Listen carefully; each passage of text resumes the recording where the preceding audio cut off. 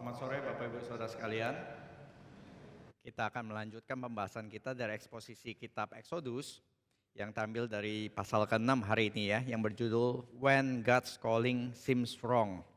Ketika kita mengikuti kehendak Tuhan dan rasanya itu malah menjadi segala sesuatu menjadi kacau. Nah, ini yang akan dihadapi oleh Musa dan yang mungkin juga dihadapi oleh beberapa dari kita.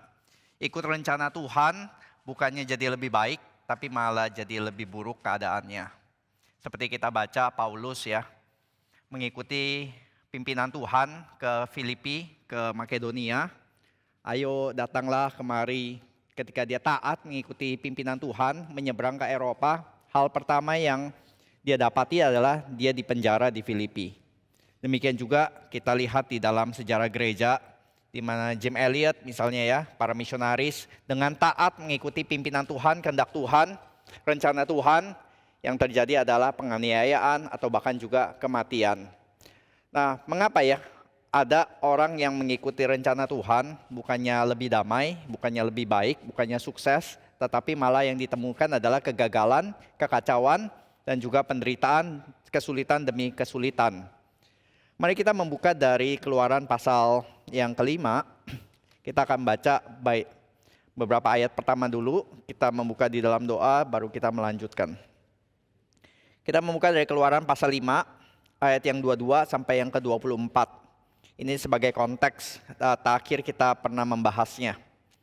Beginilah firman Tuhan. Lalu Musa kembali menghadap Tuhan, katanya, Tuhan, mengapakah kau perlakukan umat ini begitu bengis? Mengapa pula aku yang kau utus?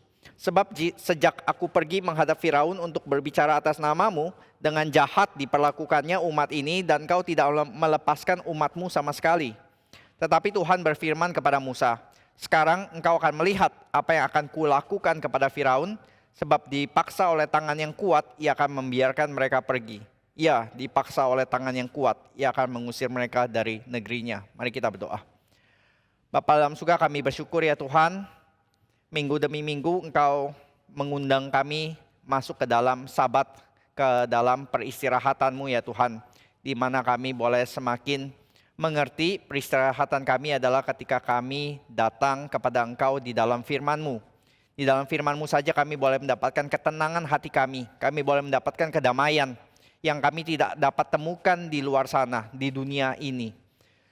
Kami bersyukur ya Tuhan, firman-Mu boleh menjadi firman yang kembali mengorientasikan arah hati kami kembali kepada Engkau. Sepanjang kami hidup di dalam dunia, banyak tarikan-tarikan, magnet-magnet dunia yang terus menarik kami jauh daripada Engkau. Tetapi ketika kami datang ke dalam ibadah ya Tuhan, biarlah hati kami boleh kembali diorientasikan kembali kepada Engkau. Biarlah panggilan Tuhan kembali nyaring bersuara dan hati kami kembali dilembutkan untuk kembali mau ikut rencana Tuhan. Terima kasih ya Bapak, di dalam nama Tuhan Yesus kami berdoa dan bersyukur. Amin. Kita sudah melihat ya, Musa waktu pertama kali mendapat panggilan, dia itu sangat enggan. Gak bisa Tuhan, saya sudah pernah coba dan gagal, mereka menolak saya. Dan Tuhan bilang, kamu pergi Musa, nanti tua-tua akan menyambut kamu. Lalu dia pulang ke Israel dan dia menceritakan tentang panggilannya, dia menceritakan tentang rencananya. Dan tua-tua bangsa Israel menyambut dengan antusias, disambut dengan baik. Sesuai dengan apa yang Tuhan nyatakan, bagus ya, plan A berhasil. Plan B adalah bersama-sama dengan para pemimpin Israel menghadap kepada Firaun dan berkata, let my people go. Tetapi setelah itu segala sesuatu menjadi buruk. Cuman di step pertama ini aja yang kelihatannya sukses. Setelah itu semuanya akan menjadi lebih buruk dan lebih buruk lagi. Not from bad to good, tetapi from bad to worse kalau kita berkata ya. Bukan menjadi keadaan lebih membaik, tapi menjadi lebih memburuk. Yang terjadi adalah Firaun menolak. Dan bukan hanya menolak, tetapi memberikan respon yang sangat keras dengan menyerang balik, menindas bangsa Israel lebih keras lagi. Sehingga mereka tidak punya waktu dan tidak punya tenaga untuk melawan. Dan itu yang dilakukan, dan kita lihat responnya adalah dari orang-orang Israel ini setelah mereka ditindas lebih berat lagi adalah mereka balik menyerang Musa. Mereka Mereka melihat Musa sekarang sebagai musuh publik nomor satu. Karena gara-gara ulahnya dia nih, gara-gara Musa nih coba-coba membebaskan kita, memberikan satu ide yang revolusioner gitu ya. Akhirnya sekarang kita malah ditindas lebih berat lagi. Maka Musa sekarang menjadi musuh publik nomor satu. Kita tahu ya, kalau dibenci orang karena kita salah, itu pergumulan batin. Tapi kalau kita dibenci orang sekampung, kita dibenci orang sekitar kita karena kita melakukan kehendak yang benar, kehendak Tuhan bahkan, oh itu jauh lebih susah ya pergumulan batinnya, susah hatinya double saudara. Dan itu yang membuat Musa akhirnya juga sendiri ragu akan panggilannya. Saya kayaknya nggak cocok deh untuk ini, saya kayaknya nggak bisa deh Tuhan. Jadi ikut rencana Tuhan bukan make things better, tapi make things worse. Nah ini yang kita ingin bahas, bagaimana berespon ketika masalah datang bertubi-tubi, ketika kita melakukan hal yang benar. Ketika kita justru di dalam jalan yang benar, di dalam kehendak Tuhan. Melakukan pimpinan rencana Tuhan. Yang pertama saudara, kita bisa lihat ada beberapa respons ya. Boleh ditampilkan itu, slides ya. Ada beberapa respons. Yang pertama adalah kita bisa lihat respon yang pertama dari yang ditampilkan oleh para mandor, orang-orang Israel, yaitu di sini ya, di ayat yang kelima gitu. Ayat ke-21, kiranya Tuhan memperhatikan perbuatanmu dan menghukumkan kamu, karena kamu telah membusukkan nama kami kepada Firaun dan hamba-hambanya. Jadi yang pertama adalah menyalahkan orang, blaming other people. Jadi ketika banyak problem di dalam hidup kita, respon yang pertama, yang paling umum adalah menyalahkan orang lain, menyalahkan situasi. Gara-gara inilah, gara-gara bos lah, gara-gara kolega kita lah, gara-gara orang tua kita lah, gara-gara situasi gitu ya. Ini harga bensin semua naik gara-gara Rusia ini. Gara-gara apapun kita bisa salahkan semua situasi, kita bisa salahkan semua orang di luar sana. Dan respon kedua yang salah juga adalah yang diwakilkan oleh orang Israel ya. Mereka tidak mau mendengarkan karena hati mereka sudah pahit. Dikatakan demikian ya. Orang Israel tidak mendengarkan Musa karena mereka putus asa dan karena perbudakan yang berat itu. Kalau yang pertama itu justru melawan dengan keras. Kalau yang kedua udah apatis. Udah terserahlah mau apapun. Saya udah gak mau peduli gitu. Hati mereka sudah pahit gitu. Tetapi kita lihat di antara dua respon yang salah ini. Ada satu respon yang benar. Yang ditampilkan oleh ya Musa. Di tengah kepahitan hatinya pun dia tidak mengambil respon seperti orang-orang Israel yang pahit ya. Tapi dia respon benarnya ya. Yaitu apa? Dikatakan di ayat ke-22 tadi kita baca. Musa kembali menghadap Tuhan. Dalam bahasa Inggrisnya itu Moses turn to God. Turn to God itu seringkali kata yang dipakai ketika tokoh-tokoh Alkitab itu berdoa. Jadi dia menyatakan gundah gulananya atau bahkan protesnya atau bahkan pertanyaannya, mempertanyakan Tuhannya datang kepada Tuhan. Dia enggak seperti teman-teman Ayub ya. Teman-teman Ayub itu mendiskusikan tentang Tuhan. Saudara kalau kita bahas tentang Ayub gitu ya. 3 teman Ayub dengan Ayub gitu ya dalam conversationnya. Kita akan melihat satu kontras. Mereka punya teologi yang ya boleh dibilang korek teologi pada waktu itu. Tetapi mereka mendiskusikan tentang Tuhan. Hanya Ayub satu-satunya yang berdiskusi dengan Tuhan. Walaupun kadang-kadang kalimat-kalimatnya itu begitu tajam ya. Mempertanyakan Tuhan, mau berdebat dengan Tuhan. Tetapi itu conversation yang dia datang kepada Tuhan. Berdoa kepada Tuhan. Yang ketiga teman Ayub menjadikan Tuhan itu sebagai bahan diskusi. Hanya Ayub yang menjadikan Tuhan itu sebagai rekan diskusi. Dikatakan di sini ya, Musa menumpahkan isi hatinya, kekesalannya, mempertanyakan bahkan tuduhan-tuduhan yang tajam. Kita agak nggak biasa ya, kalau lihat ini kayaknya kesannya agak kurang ajar, terlalu berani, terlalu direct. Dan kita di dalam teologi reform pernah mendengar ya satu kutipan yang terkenal dari Martin Luther, yaitu adalah there is no why in the heart of every true believer. Nggak ada pertanyaan tentang kenapa di dalam hati orang yang benar-benar percaya Tuhan gitu ya.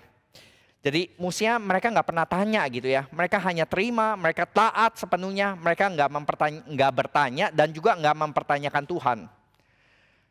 Ini kutipan yang bagus sih ya, tapi kita juga boleh kritisi sedikit karena Alkitab sepertinya ya saudara ada surprising truth, yaitu yang pertama adalah Alkitab sendiri memberi ruang gitu. Ini pertanyaan-pertanyaan yang ketus, yang tajam, yang kadang-kadang terkesan kurang ajar, yang dilontarkan oleh Musa di sini, oleh Ayub atau bahkan oleh beberapa pemazmur, itu nggak kena badan sensor Alkitab. Tidak disensor oleh Tuhan. Enggak, Tuhan bilang, waduh ini bagian ini nih agak mengganggu saya ya. Tolong itu dihapus ya. Nabi Musa tolong dihapus bagian itu. Enggak, ternyata masuk di dalam Alkitab. Dan kita membacanya sampai saat ini. Jadi yang pertama adalah Alkitab sendiri memberi ruang untuk ya komen-komen seperti demikian. Ujaran-ujaran tuduhan seperti demikian. Dan yang kedua adalah Tuhan ternyata juga mendengar dan berespon. Kalau di komunis atau di dalam negara-negara yang sangat totalitarian ya, kritikan-kritikan begini nggak akan masuk saudara, udah pasti dibredel ya. Dulu di zaman Soeharto kan Tempo beberapa yang kritis yang kritik keras aja itu langsung dibredel gitu. Ini enggak saudara, ada ruang dan tempat dan ternyata direspon sendiri oleh Tuhan. Nah sekarang kita ingin lihat gitu di dalam responnya Tuhan tuh apa gitu ya. Karena di awal kan Tuhan Musa komplain begini ya, engkau tidak melepaskan umatmu sama sekali, engkau nggak ngapa-ngapain Tuhan. Beda ya misalnya yang pertama saudara kalau kita lihat ya, Tuhan tuh mendengarkan ya. Saya kemarin baru konseling satu orang gitu, dan ya yang dia konselingkan, hal-hal yang dia konselingkan itu saya nggak punya yuridiksi apa-apa, jadi ya memang saya sekedar mendengar saja ya, mendengar curhatan begitu. Dan sama kan ya, yang namanya konselor atau yang namanya orang yang mendengarkan curhatan, kadang-kadang kan kita mendengarkan curhatan yang kita itu nggak bisa ngapa-ngapain. Orang curhat tentang harga Pertamax gitu ya, tentang politik Indonesia, tentang global warming, tentang perang Rusia, ya kita kan nggak bisa ngapa-ngapain. We have nothing to do, nothing I can do gitu. Kita nggak bisa punya peran mengubah apa-apa. Tapi bagusnya di sini ya, kalau kita berdoa kepada Tuhan, situasi se-hopeless apapun yang kalau di dalam pandangan Musa ini hopeless banget ya, nggak mungkin bisa menang lawan Mesir, lawan Firaun yang begitu berkuasa. Tuhan mampu do something. Dan ini yang akan kita lihat di dalam ini, bagaimana Tuhan berespon, apa yang Tuhan akan lakukan, Tuhan bakal ngapain. Nah sekarang kita baca dari pasal yang ke-6, ayat yang 1 sampai ke-5 dulu. Ini respon Tuhan di awal-awal begitu ya. Apa yang dia akan lakukan, tapi dia katakan dulu ini yang akan aku lakukan. Saya akan membaca dari ayat yang pertama sampai yang ke-4. Selanjutnya berfirmanlah Allah kepada Musa, akulah Tuhan. Aku telah menampakkan diri kepada Abraham, Ishak dan Yakub sebagai Allah yang Maha Kuasa. Tetapi dengan namaku Tuhan, aku belum menyatakan diri. Bukan saja aku telah mengadakan perjanjianku dengan mereka untuk memberikan kepada mereka tanah Kanaan, tempat mereka tinggal sebagai orang asing. Tetapi aku sudah mendengar juga orang Israel yang telah diperbudak oleh orang Mesir, dan aku ingat kepada perjanjianku.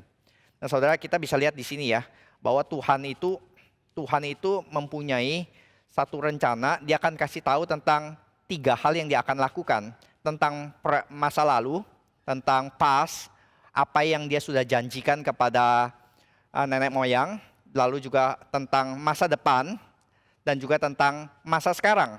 Dia mengingatkan tentang 3 hal tadi ya, responnya Tuhan. Kalau boleh ditampilkan. Yang pertama adalah reminding them what he has promised. Mengingatkan mereka akan janjinya. Ini yang kita sudah baca di dalam ayat 1 sampai ke 4. Lalu presentnya adalah dia menyatakan siapakah dia. Nanti kita akan lihat ya, dia terus-menerus menyatakan tentang akulah Tuhan, akulah Tuhan. Lalu yang terakhir nanti di ayat-ayat yang mendatang, yaitu tentang masa depan, memberitahu kepada mereka apa yang Tuhan akan lakukan. Nah sekarang kita fokus dulu kepada yang masa lalu ya, pas gitu, tentang janji Tuhan di masa lalu kepada nenek moyang mereka. Yang pertama adalah yang Tuhan ingin nyatakan ya, waktu dia mau menghibur Musa yang sedang galau ini, apa sih yang Tuhan lakukan? Ini kan situasi sudah hopeless banget, situasi sudah sepertinya out of control. Udah udah kacau banget gitu ya. Plannya berantakan Tuhan. Nggak berjalan sesuai rencana ini. Lalu Tuhan bilang apa? Iya, kamu lihat segala sesuatu sepertinya out of control kan? Dan bahkan kamu melihat yang kontrol, yang punya kuasa, kontrolnya itu di tangan Firaun kan? Dia yang punya kuasa untuk mengatur segala sesuatu dan kamu langsung kehilangan arah, kehilangan segala sesuatu kan? Tuhan bilang no. Aku yang punya kuasa. God remains in control. Musa harus belajar tentang dua hal ini. Yang pertama ya, Musa kan komplainnya, Tuhan engkau tidak menyelamatkan umatmu ini. Mana ini rencana keselamatan bukannya makin maju malah makin mundur. Karena rencananya, rencana keselamatan. Mereka bebas keluar dari perbudakan. Yang terjadi faktanya adalah bukannya bebas, makin diperbudak. Mundur dong ya. Dan Tuhan bilang enggak. Ini bukan out of control. Ini justru sesuai rencana. Jadi yang di dalam pandangannya Musa ini kemunduran, Tuhan bilang ini di dalam rencana. Bahwa Tuhan sudah foresee ini juga bagian dari rencananya. Dan sekarang kamu akan lihat apa yang akan kulakukan kepada Firaun. Memang si Tuhan gak menjelaskan dari awal ya waktu panggil di Gunung Sinai. Ini loh yang akan terjadi kalau kamu ke Firaun, dia bakal menindas lebih keras lagi. Enggak sih, enggak dibilang itu. Cuman disuruh datang kepada Firaun dan Tuhan tidak kasih detail-detailnya. Tapi ini ya, rencana semuanya ini ternyata sudah di dalam rencananya Tuhan. Sudah di dalam benaknya Tuhan. Bahwa semua kekacauan ini pun bagian dari rencana Tuhan. Yang Musa pikir kacau, yang Musa pikir ini kemunduran, yang Musa pikir ini bad to worse, Tuhan bilang this is perfectly in plan. Ini sesuai rencana dengan sempurna. Termasuk Firaun mengeraskan hati. Kedaulatan Tuhan. Tuhan masih berdaulat. Saudara, kita kalau dengar kedaulatan Tuhan di gereja Reform ini kan langsung teringat perdebatan kedaulatan Tuhan versus kebebasan manusia dan yang lain. Kita lihatnya kedaulatan Tuhan itu sebagai ini saudara, sebagai bahan diskusi. Sedangkan buat orang-orang yang tertindas, kata kedaulatan itu tuh sesuatu yang benar-benar penghiburan nyata. Bahwa yang in control itu bukannya Firaun, tapi Tuhan masih berdaulat. Kemarin kan kita lihat ini ya saudara, lihat apa yang namanya tema kedaulatan itu ternyata memang sangat real. Kemarin kita lihat tentang Pelosi, ketua DPR-nya Amerika datang ke Taiwan, terus diprotes besar-besaran oleh China. Tiongkok bilang ini merusak atau menerobos daerah kedaulatannya China karena Taiwan dianggap sebagai daerahnya. Jadi ini menerobos kedaulatannya mereka. Sedangkan Taiwan waktu didatangi oleh sekutu besarnya Amerika mendapatkan semacam dukungan bahwa Amerika masih fully support, masih sangat mendukung. Jadi jangan macam-macam karena ada backingan yang besar oleh Amerika di belakang. Ada kedaulatan mereka gitu. Saya berdaulat, saya nggak bisa diapa-apain. Jadi saudara bisa lihat ya, yang namanya kedaulatan itu sesuatu yang bukan cuma sekedar bahan diskusi, tapi sesuatu yang real kita hidupi sehari-hari. Ini buat Musa yang tertindas, sama seperti pulau kecil yang tertindas itu, bisa mendapatkan penghiburan, ada Allah yang berdaulat ya, yang backing mereka, yang support mereka. Dan terkadang Tuhan ngizinin sih yang namanya Musa dan Israel mengalami semuanya itu untuk apa? Supaya mereka belajar kesabaran Tuhan. Di sini kan ya, alasannya Musa catat ini tuh untuk apa sih? Karena nanti yang baca ini kan bukan kita ya. Yang baca ini adalah generasi padang gurun. Generasi yang nanti sudah keluar. Ketika mereka baca gini, mereka seakan-akan sadar. Musa seakan-akan mau bilang, kamu itu ya muter-muter 40 tahun di sini, kamu gak sabar. Kamu gak ngerti caranya Tuhan. Kamu gak sabar nunggu waktunya Tuhan. Saya pernah loh ngalamin itu. Saya juga pernah ngalamin yang namanya masalah besar, seakan-akan semuanya sudah kacau berantakan. Saya juga marah seperti kalian, saya juga ngamuk seperti kalian. Tapi Tuhan bertindak, Tuhan mengajar saya. Dan ini juga menjadi dorongan atau juga sebagai satu penghiburan bagi generasi yang bersungut-sungut itu ya, boleh melihat pemimpin mereka juga pernah mengalaminya. Dan mereka juga harus belajar sebagaimana Musa pernah mengalaminya. Jadi jangan give up di dalam situasi seperti demikian. Karena Tuhan still at work, still working. Yang kedua, kita bisa lihat di sini adalah dia itu berulang-ulang kali, akulah Allah Abraham, Ishak dan Yakub. Aku ini Allah yang teruji rekam jejaknya gitu. Aku bisa membuktikan resume yang cukup panjang untuk menyatakan tentang dia adalah Allah yang maha kuasa. Nah makanya kita sekarang lihat kepada present ya. Ketika berulang-ulang, dia bukan hanya menceritakan tentang apa yang dia sudah janjikan, tapi dia menyatakan tentang siapakah dia sekarang ini. Yaitu, coba tampilkan di dalam beberapa ayat muncul berulang-ulang ya. Akulah Tuhan, akulah Tuhan. Bukan ya, yang ini kita bisa lihat itunya juga apa sebelum ini ya. Tadi saya agak lupa slide yang ini.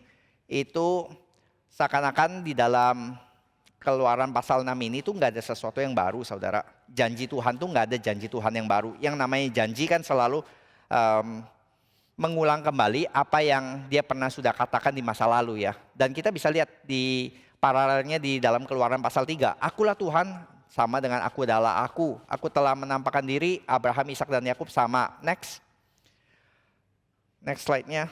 Ayat yang ketiga keempat juga ya. Janji tentang tanah Kanaan. Aku sudah mendengar erangan orang Israel. Itu juga ada di Keluaran 3. Jadi seakan-akan Tuhan mau bilang ya. Waktu dia mengulang lagi di sini. The same old sermon gitu. Kita nggak suka dengar khotbah yang sama lagi. Tapi Tuhan mengulangi khotbah yang sama. Kenapa? Karena situasinya berbeda.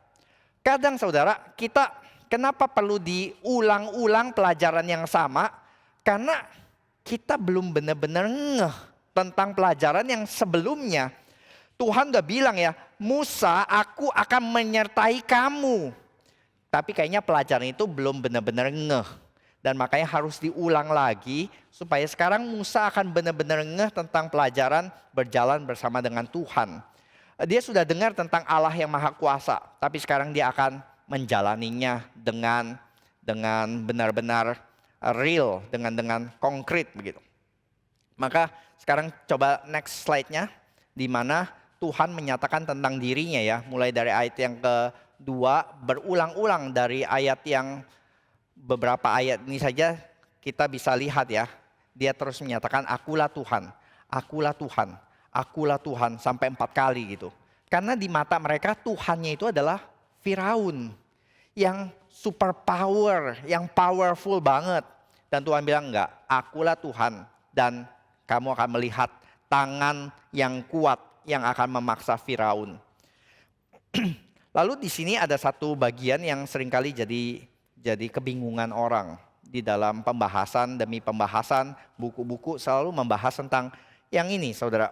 Ayat yang kedua ya, aku telah menampakkan diri kepada Abraham, Ishak dan Yakub sebagai Allah yang maha kuasa. Atau di dalam bahasa asingnya itu El Shaddai. Tetapi dengan namaku Tuhan, Yahweh, aku belum menyatakan diri. Dan ini seringkali jadi perdebatan di dalam komentaris ya. Karena kalau kita baca di dalam Kejadian 3 ataupun juga Kejadian 12, di mana Tuhan menampakkan diri kepada Abraham, dia berkata, akulah Yahweh. Berarti ini bukan berbicara tentang Abraham, Ishak dan Yakub itu nggak pernah dengar kata Yahweh. Nama Yahweh itu sesuatu nama yang asing, mereka nggak pernah dengar. Bukan saudara, bukan sesuatu yang baru gitu, mereka nggak pernah dengar. Tapi penjelasan yang terbaik adalah mereka mendengar, mereka pernah dengar, mereka pernah terima, tapi mereka tidak benar-benar ngerti makna dari Yahweh tersebut, nama Yahweh tersebut.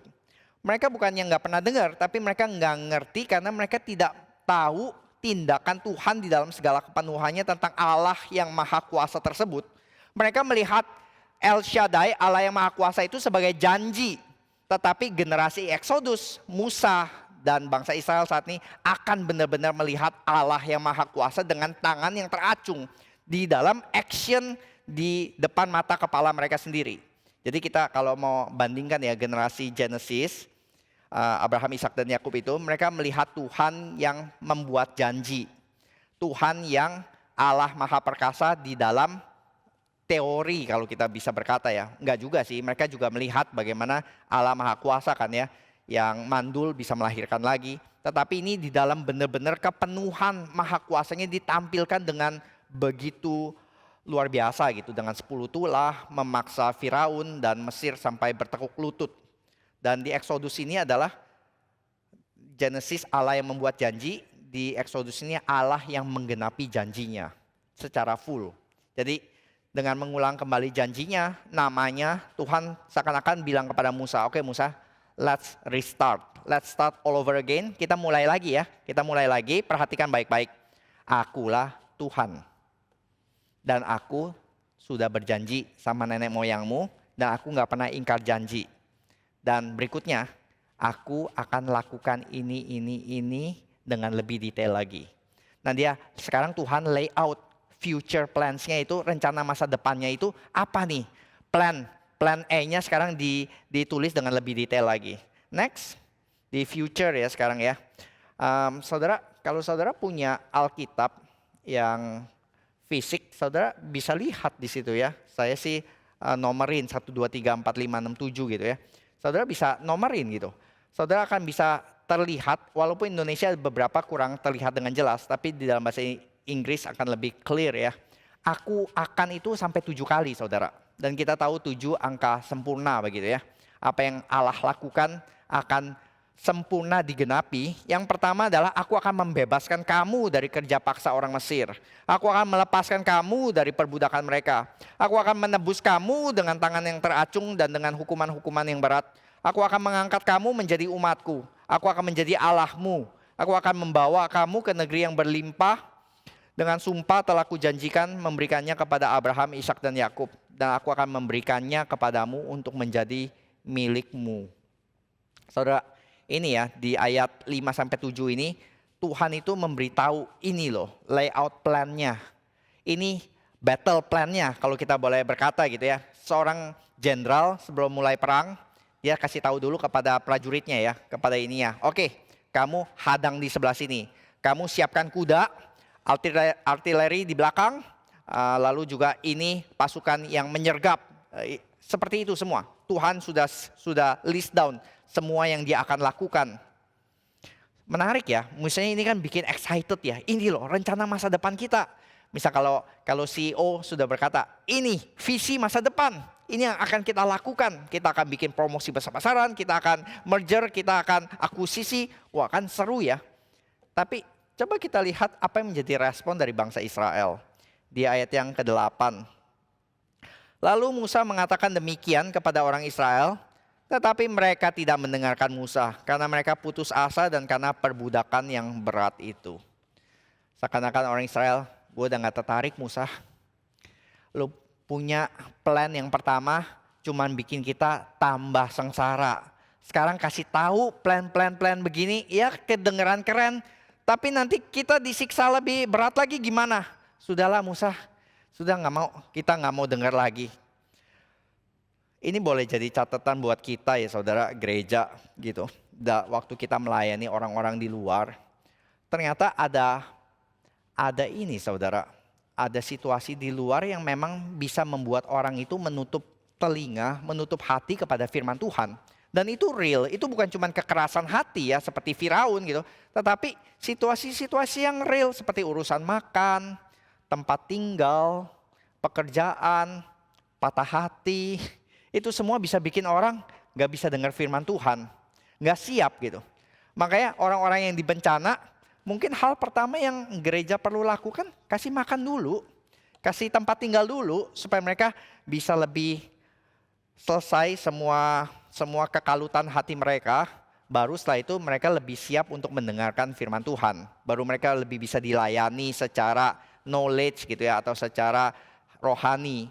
Tapi ini ya, kita nggak boleh ignore juga hal-hal yang penting secara material, di mana orang-orang itu ketika mereka mendapatkan kehidupan mereka itu sudah lebih tenang, mereka lebih bisa kondusif menerima firman Tuhan.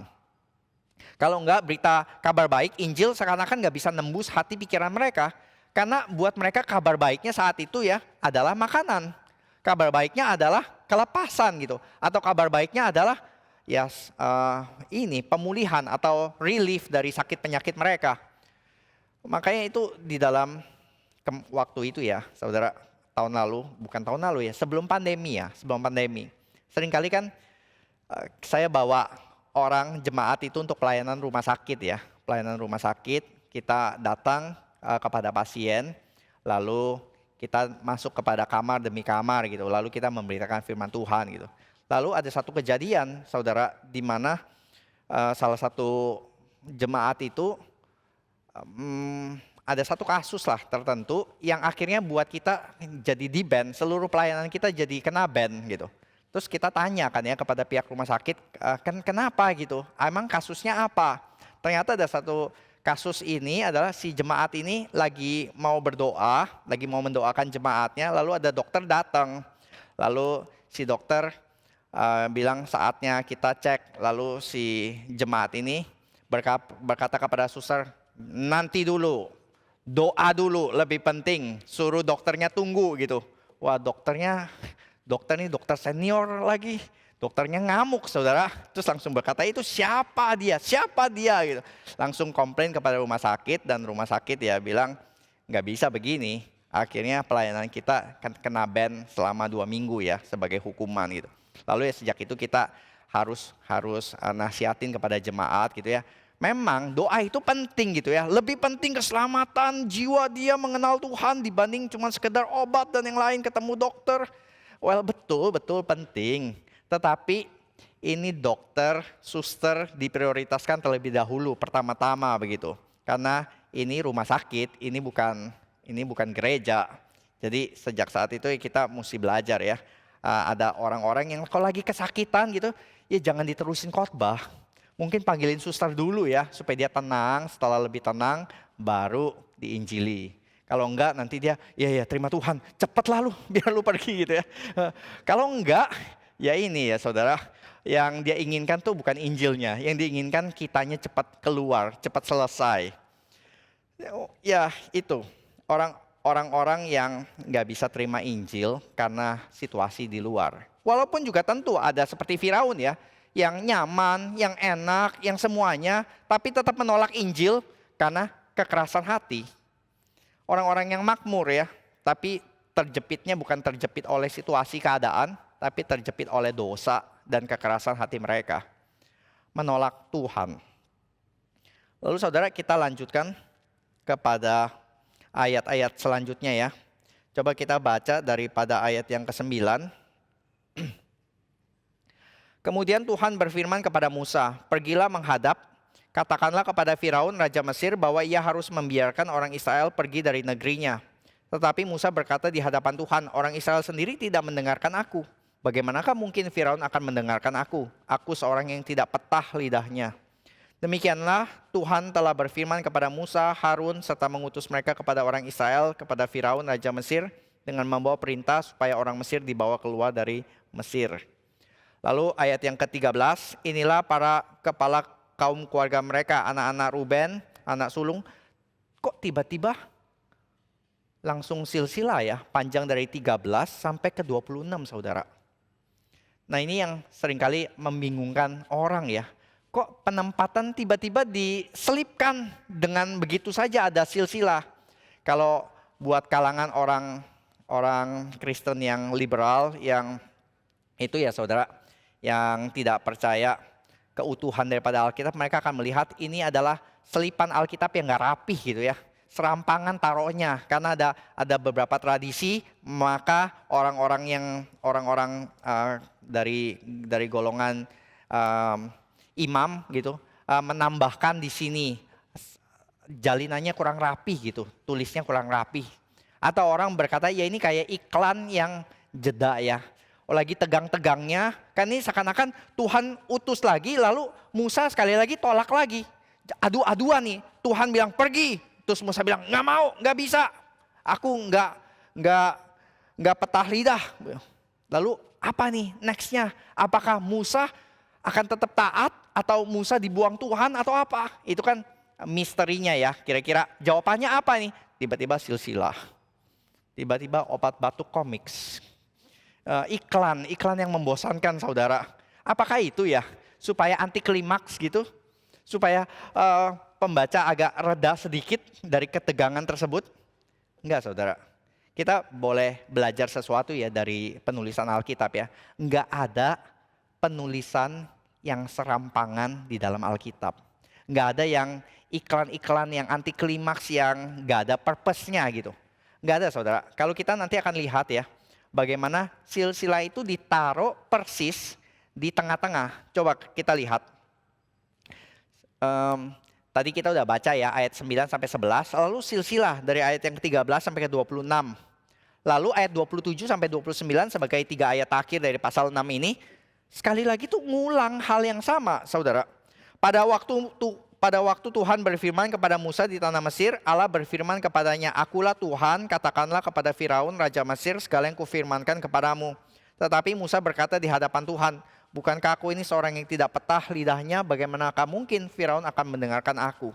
Sama ya saudara. Ini kalau di dalam kepenulisan bahasa Ibrani, gaya literatur Ibrani ini yang namanya kiasmus atau hamburger ya. Hamburger, 2 roti sama, kira-kira sama, lalu daging di tengahnya. Ini yang penting. Ini yang seakan-akan kalau kita baca begitu, ini sama.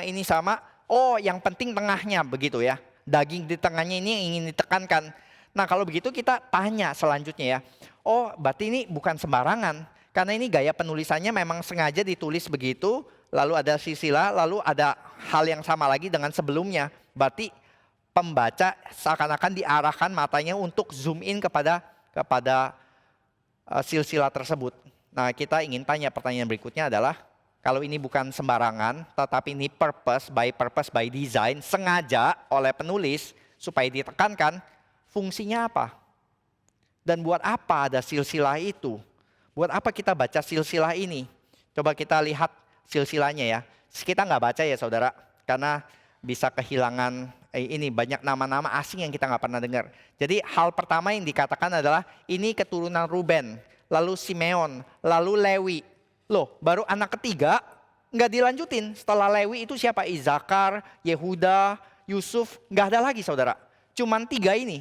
Jadi seakan-akan Ruben, Simeon itu cuman sebagai pembukaan terhadap Lewi. Mereka ini anak pertama, anak kedua, Lewi. Nah setelah Lewi turun ke bawah. Yang kita udah dapat hint, yang pengen ditekankan ini Lewi. Ruben, Simeon itu ya cuman sekedar koko pertama gitu ya. Lewi ini anak ketiga berarti. Lalu turun keturunannya, Gershon, Kohat lalu Merari. Sama yang Gershon sama Merari nggak dilanjutkan, lalu diturunkan Amram, keturunannya Kohat ya. Satu keturunan yang penting nanti. Dan Amram itu ternyata menikah dengan Yokebed. Jadi ini salah satu nama wanita yang muncul. Di silsilah Ibrani jarang sekali nama wanita muncul. Tapi ini ditulis ya nama istrinya siapa. Yang lain-lain nggak ditulis saudara. Lalu ternyata kita baru tahu Amram ini adalah papanya dari Aaron, dari Harun dan Musa. Dan sekali lagi ditulis juga Elishaba istrinya Harun. Istrinya Musa pun nggak ditulis. Jadi kita udah dapat hint-hint ya. Nama wanita yang muncul berkaitan bukan dengan orang lain tetapi dengan Harun. Istrinya Harun sama mamanya Harun. Jadi keturunan ini ingin menunjukkan fokus utamanya itu adalah Lewi dan turun kepada Harun. Lalu turun lagi kepada Eleazar. Nadab dan Abihu nanti mati dihukum oleh Tuhan. Tinggal sisa Eleazar dan Itamar yang akan menjadi anak daripada Harun. Tetapi juga dari 2 nama ini nanti yang menjadi imam besar keturunannya Harun adalah dari garisnya Eleazar. Dan lalu Pinehas sebagai nama terakhir yang ditulis. Jadi kita bisa lihat ya di sini ya ada gambaran nama-nama yang ingin menjadi penekanan daripada silsilah ini. Yaitu Harun seakan-akan menjadi center point. Di atas ada 2, ada Amram dan Kohat. Dan di bawah ada Eleazar dan Pinehas. Ini adalah fungsinya untuk apa? Mau berkata Harun, kenapa Harun dan juga Musa itu ingin ditekankan di dalam silsilah ini. Saudara ingat gak? Ketika pertama kali Musa komplain kepada Tuhan di panggilan yang pertama. Tuhan, saya nggak bisa Tuhan. Saya orang yang tidak patah lidah. Saya ini nggak bisa ngikut panggilan Tuhan. Lalu Tuhan menghiburkan dia. Tuhan negosiasi dengan Musa akhirnya dengan bilang apa? Tenang Musa, aku akan kirimkan Harun yang akan mendampingi kamu. Dan ini sama ya, di panggilan yang pertama solusinya adalah ada Harun yang mengikuti kamu, yang akan mendampingi kamu. Sekarang sekali lagi, Musa sekali lagi komplain, saya tidak patah lidah dan yang lain. Dan solusinya adalah silsilahnya Harun. Jadi Tuhan mau seakan-akan mau bilang, memberikan penghiburan, keyakinan sekali lagi kepada Musa yang galau itu ya. Kamu sudah lihat kan ini ya, di tengah-tengah kamu bilang kamu nggak bisa, Tuhan berikan sebuah silsilah tentang Musa dan Harun mau berkata, sebenarnya you are the right people at the right time at the right place. Yang generasi selanjutnya akan testify betul gitu ya. Betul Tuhan akan pimpin mereka. Walaupun kamu sekarang selalu berpikir kamu nggak bisa. Tapi Tuhan bilang kamu bisa. Dan kamu sudah disiapkan di dalam satu garis keturunan yang Tuhan sudah prepare beforehand. Itu menghiburkan ya. Sekali lagi, silsilah yang tampaknya membosankan buat kita, buat generasi awal, buat Musa dan Harun saat itu, sangat menghiburkan hati dan sangat memberikan keyakinan untuk mereka melangkah lagi di tengah-tengah kegalauan hati mereka. Tapi saudara, ada perdebatan sekali lagi dari silsilah ini. Saudara kalau lihat dari Lewi sampai kepada Pinehas itu ada berapa generasi? Satu, Lewi kan yang pertama-tama masuk bersama dengan Yusuf ya, masuk ke Mesir. Lalu Pinehas itu nanti sudah masuk ke dalam tanah perjanjian, ke dalam Israel. Jadi 1, 2, 3, 4, 5, 6 ya. 6 generasi. Sedangkan nanti di dalam bagian yang lain ya. Israel ada di Mesir selama 430 tahun. Nah bagaimana 430 tahun itu cuma 6 generasi. Sedangkan kita bisa lihat harusnya jauh lebih daripada itu. Berarti sekali lagi orang yang tidak percaya keabsahan Alkitab akan bilang, tuh kan nggak akurat kan? Silsilahnya nggak akurat kan? Nggak mungkin itu. Orang nanti berarti umurnya harus 100 tahun lebih dan yang lain nggak akurat itu. Dan kita bisa teliti ada kok nama-nama lain yang ternyata di skip oleh silsilah ini. Betul saudara. Kalau kita benar-benar mengerti situasi dan konteks kepenulisan literatur, kita nggak akan heran. Karena silsilah-silsilah di dalam Alkitab itu dan di dalam tradisi kuno juga mereka memang nggak masalah dengan skip generasi gitu. Karena mereka memang cuma ingin menekankan orang-orang tertentu saja. Jadi kalau kita melihat silsilah, kita inginnya itu secara faktual. Secara catatan data statistik. Gitu ya. Secara matematika. Kalau mereka penekanannya adalah theological emphasis. Secara teologis gitu. Jadi nggak masalah dengan mereka. Dan justru itu yang ingin ditekankan buat mereka. Orang-orang ini saja yang nanti punya peran dan di dalam penggenapan janji Tuhan.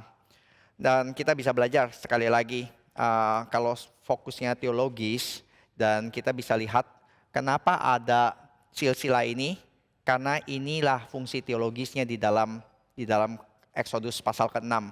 Untuk memberikan janji Tuhan bagi mereka yang sedang di dalam kondisi paling hopeless.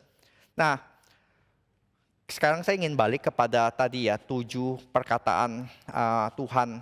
Bagaimana Musa dan Harun yang akan menjalani 7 perkataan Tuhan ini, 7 janji Tuhan ini.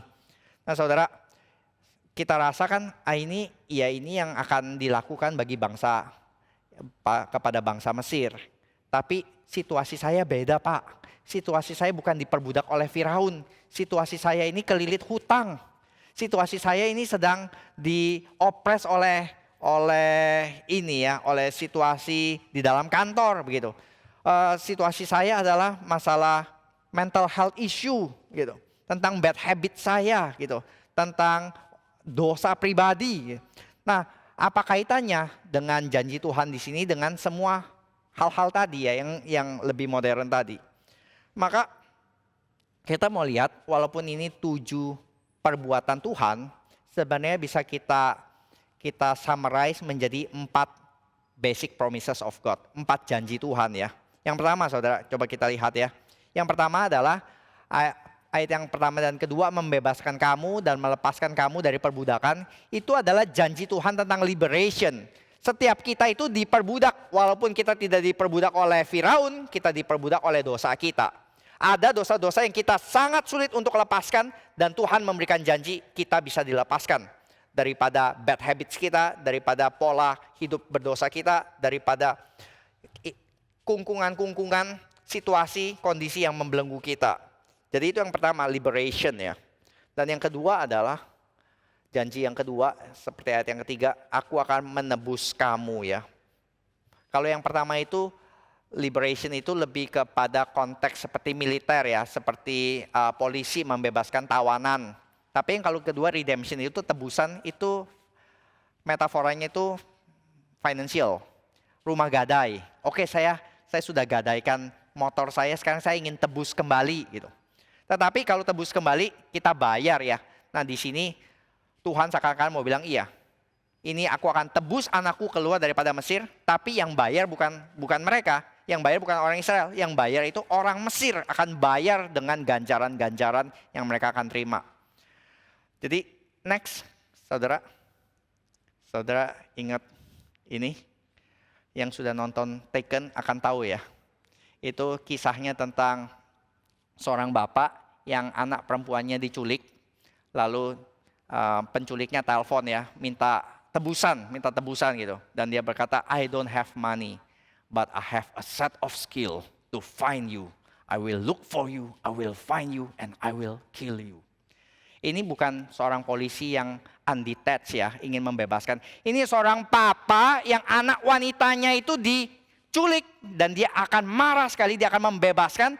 Bukan hanya karena polisi yang akan menegakkan justice, tapi ini papa yang darlingnya ya, yang sweetheartnya itu direbut, dan dia melakukan ini atas dasar cinta untuk melepaskan gitu. Bukan cuma dasar keadilan, tapi dasar cinta. Maka janji yang ketiga saudara, yang kita lihat di yang perbuatan keempat kelima, tampilkan lagi. Itu janji tentang adoption. Janji tentang next slide. Yang itu ya, aku akan menjadi Allahmu dan akan mengangkat kamu menjadi umatku. Itu bicara tentang adoption. Lalu juga aku akan membawa kamu ke negeri yang dengan sumpah dan memberikannya kepadamu menjadi milikmu, possession gitu. Bagaimana ini ya, semuanya ini tuh bukan cuma tentang Tuhan akan memberikan ganjaran keadilan bagi umatnya supaya mereka bebas. Tapi ini Tuhan sedang berbicara tentang satu emotional attachment yang kuat banget. Dan Tuhan pernah berkata ya, Firaun, kamu macam-macam dengan Israel. Israel ada anak sulungku. Maka aku akan membawa dia keluar daripada perbudakanmu karena dia bukan milikmu. Mereka ada milikku. Jadi kita bisa lihat ini ya. Ini bukan cuma sekedar act of justice, tapi juga act of love yang ditampilkan oleh Tuhan. Dan kita lihat keselamatan yang paling jelas ini bukan hanya di Mesir, tapi kita akan melihatnya di kayu salib. Di mana Tuhan menjalankan keadilannya, tetapi juga kasih Tuhan dinyatakan.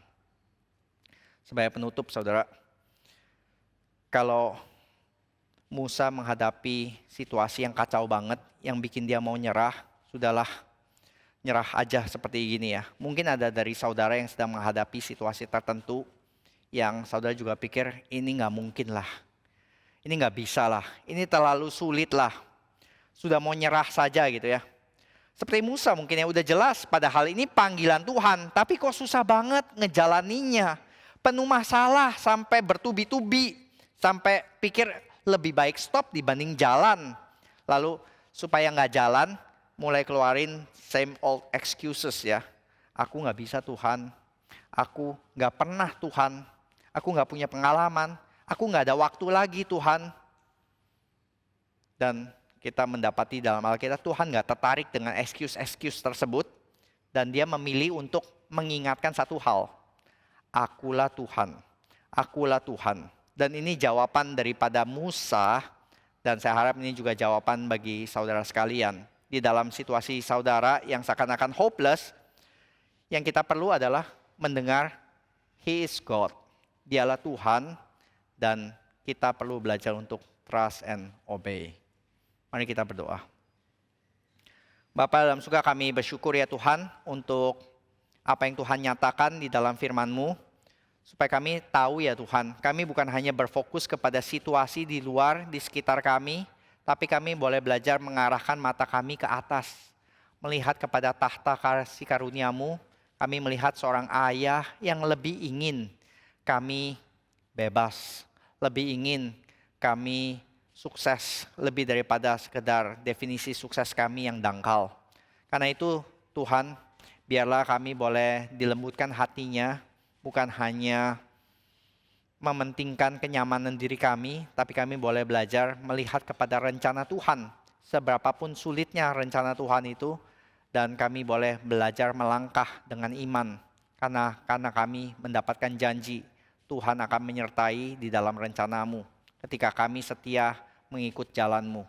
Terima kasih ya Bapak, kami serahkan setiap dari kami, pergumulan-pergumulan kami, biarlah satu persatu kami boleh lihat digenapi dengan pimpinan dan kasih karunia-Mu. Dalam nama Tuhan Yesus kami berdoa dan bersyukur. Amin.